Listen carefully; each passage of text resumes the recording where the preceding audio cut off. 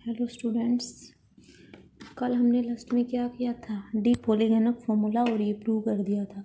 अब D पॉलीगेनिक formula में powers पूछता है किसी प्राइम की किसी भी n फैक्टोरियल में। ये थ्योरम थी कि find the highest power prime p, highest power of prime which is contained in n factorial. तो क्वेश्चन देखिए, find the highest power of 3 which divides 100 factorial. n की वैल्यू यहाँ क्या है 100 और p की वैल्यू कितनी है 3।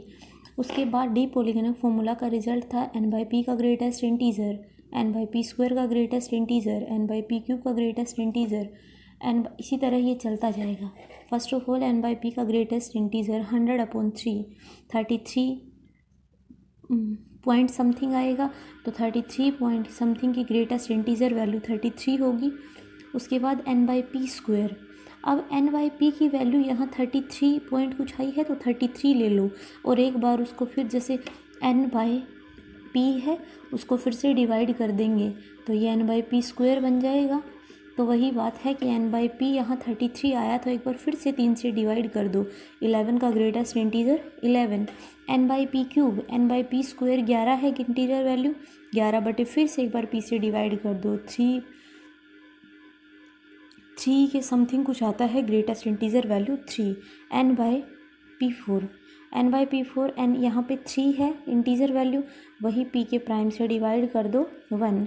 n/p5, n/p4 1 है और 1/3 0.330। ये n/p की पावर तब तक चलानी है जब तक लास्ट वैल्यू 0 ना आ जाए, ठीक है। अब the highest power of 3 contain in 100 factorial, 0 आने के बाद रुक जाना। n/p plus n/p square plus n/p cube plus n/p4 plus n/p5, तो क्या बन गया 33 प्लस 11 प्लस 3 प्लस 1 प्लस 0 48। ये क्वेश्चन था किसी भी n फैक्टोरियल में प्राइम की पावर कंटेन करनी है। नेक्स्ट एग्जाम्पल देखिए, find the highest power of 7 contain in 1000 factorial. n की वैल्यू 1000 है और p की वैल्यू 7 है। n/p की ग्रेटेस्ट इंटीजर वैल्यू क्या बनेगी 1000/7 डिवाइड करते हो ये 142 पॉइंट कुछ आएगा, उसकी greatest integer value 142। n/p square निकालना है, n/p यहाँ 142 आ गया, उसको फिर एक बार फिर से p से डिवाइड कर दो, 7 से डिवाइड कर दिया 20 पॉइंट समथिंग 20। n/p क्यूब ये 20 आया है 20/7 2 पॉइंट समथिंग 2। n/p4 2/7 0 पॉइंट कुछ आएगा, उसकी ग्रेटेस्ट इंटीजर वैल्यू ये 0.2 ऐसे कुछ आएगा और इसकी ग्रेटेस्ट इंटीजर वैल्यू 0 होती है। 0 आ गया, रुक जाओ। अब हाईएस्ट पावर ऑफ 7 क्या बन गया n/p plus n/p square plus n/p cube plus n/p4 और 142 प्लस 20 प्लस 2 प्लस, ठीक है। ये पहला और दूसरा क्वेश्चन तो वो है कि जो प्राइम नंबर है उसकी एक पावर यहाँ कंटेन करती है दोनों में। देखिए नेक्स्ट क्वेश्चन है, find the highest power of 9 which divides 365 factorial. पहली बात n की वैल्यू तो कुछ भी हो सकती है, लेकिन यहाँ जो पूछता है वो हमेशा प्राइम नंबर होना चाहिए। तो 9 को 3 की पावर स्क्वायर लिख सकते हैं। अब 3 की पावर स्क्वायर लिख दिया तो p की वैल्यू 3 बन गई यहाँ, ठीक है। और जो वहाँ ऊपर पावर्स प्राइम्स की 1 पावर थी यहाँ 2 पावर की निकालनी है। सबसे पहले इस क्वेश्चन में पहले तो ये फर्स्ट और सेकंड क्वेश्चन की तरह ही है कि n365 ले लीजिए और p की वैल्यू 3। p3 के करस्पॉन्डिंग इसकी पावर निकाल दे, n/p 365/3 121, n/p square 121/3 40, n/p cube 40/3 13, n/p4 13/3 4, n/p5 4/3 1, ठीक है। उसके बाद n/p6 क्या बनेगा n/p6 बनेगा 1 है और अपॉन 3 0 पॉइंट कुछ आएगा जो वैल्यू 0 होगी, ठीक है। The highest power of 3 which divides, देखो अभी 3 की निकाल रहे हैं, highest power of 3 which divides 365 factorial. सभी की ग्रेटेस्ट इंटीजर वैल्यू ऐड कर दो 179। हमें क्वेश्चन में निकालनी है 9 की, 9 को 3 की पावर 2 लिख सकते हैं। विच डिवाइड्स, जो 3 की वैल्यू आती है जितनी उसकी पावर होती है उससे उसको डिवाइड कर दो, उसकी ग्रेटेस्ट इंटीजर वैल्यू ले लो। तो यहाँ पावर 2 है, 2 से डिवाइड किया और इंटीजर वैल्यू। उसके बाद अगर यहाँ 3 होता तो 3 से डिवाइड करते और ग्रेटेस्ट इंटीजर वैल्यू। ये मेथड तब है जब कोई नंबर गिवन होता है वो p की स्क्वायर की फॉर्म में लिखा जाए, तो पहले p का निकाल दीजिए और लास्ट में उसका जो पावर है उससे डिवाइड कर दो फिर निकालो। एक टाइप यहाँ है कि find the highest power of 6 contained in 500 factorial. n की वैल्यू तो 500 है, ठीक है, लेकिन क्या 6 को हम प्राइम के स्क्वायर में तो नहीं लिख सकते, लेकिन 6 को 2 इंटू 3 लिख सकते हैं। और 2 में यहाँ 2 भी प्राइम नंबर है और 3 भी प्राइम नंबर है। तो सबसे पहला क्या करेंगे, हाईएस्ट पावर ऑफ 2 निकालेंगे 500 फैक्टोरियल में, और फिर हाईएस्ट पावर ऑफ 3 निकालेंगे 500 फैक्टोरियल में।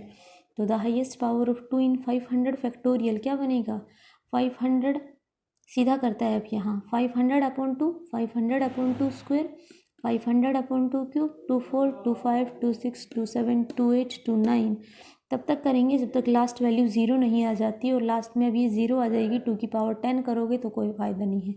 सभी को ऐड कर दिया। अब हाईएस्ट पावर ऑफ 3 निकालोगे तो क्या है, 500/3, 500/3 स्क्वायर, 3 क्यूब, 3 4 3 5 3 6।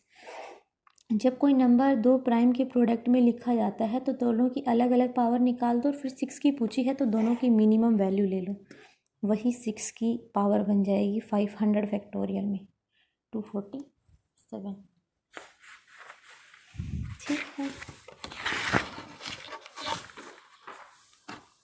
उसके बाद देखो इस क्वेश्चन में सारी टाइप यूज़ हो जाएंगी। Find the highest power of 180 in 102 factorial.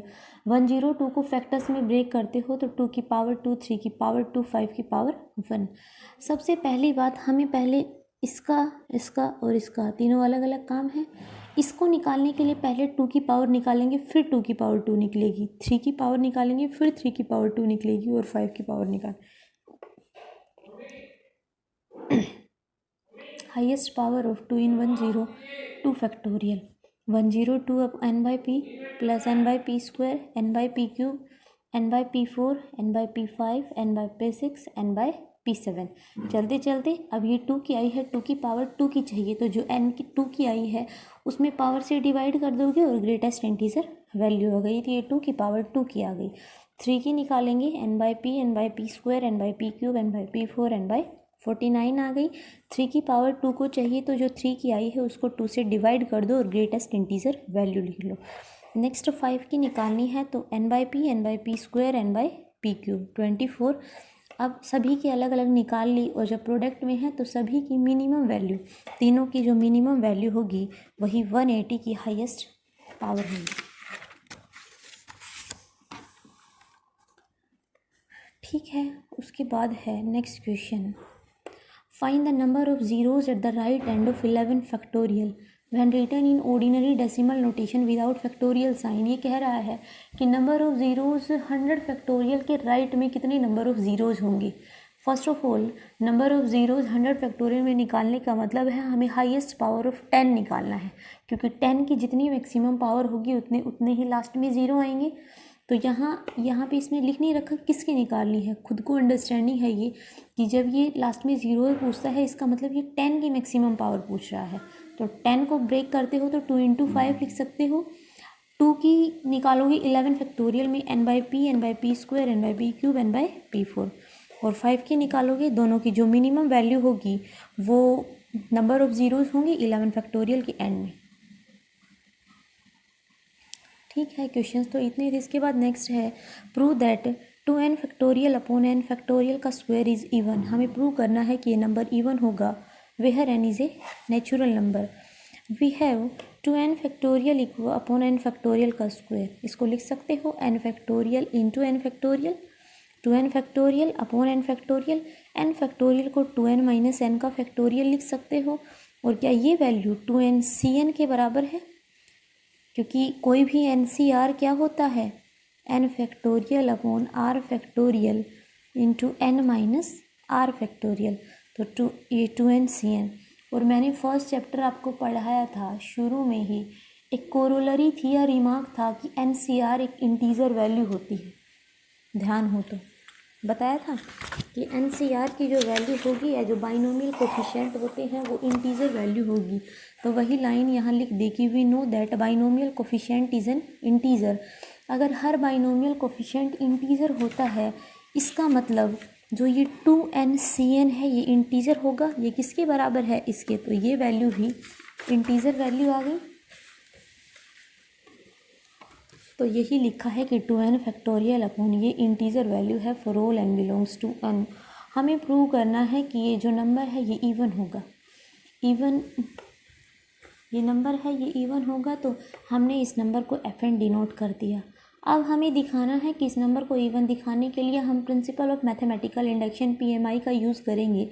PMI का पहला स्टेप है for n equals to 1, n को 1 रखते ही ये f1 बनता है। 2 फैक्टोरियल अपॉन 1 फैक्टोरियल का स्क्वायर 2। ये इवन नंबर है, इसका मतलब n इक्वल्स टू 1 के लिए ये रिजल्ट ट्रू है। अगला स्टेप क्या है, हम मान लेते हैं कि ये result n equals to m के लिए ट्रू है। m के लिए ट्रू होने का मतलब है n इक्वल्स टू m के लिए जो फंक्शनल वैल्यू आएगी वो इंटीजर वैल्यू होगी। तो f ऑफ m क्या बना, 2m factorial upon m factorial का स्क्वायर इवन इंटीजर है।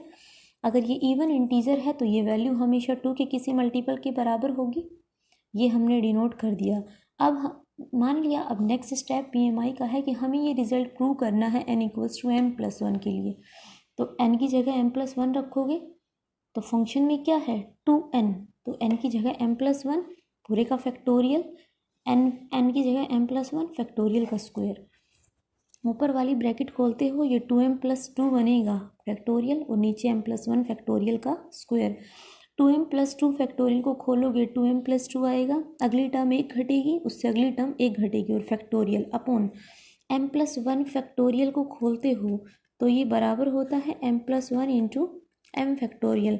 इसका स्क्वायर करने का मतलब है इसका स्क्वायर, m प्लस 1 का स्क्वायर m फैक्टोरियल का स्क्वायर।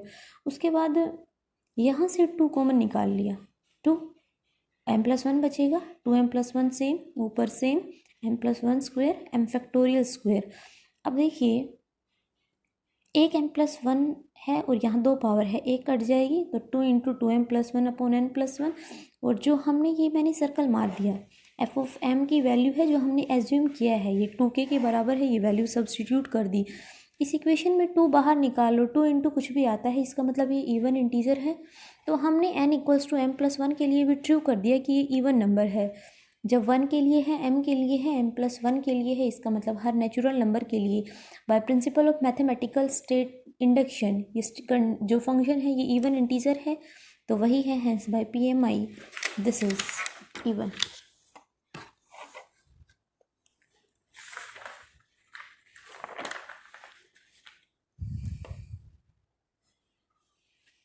Next find the,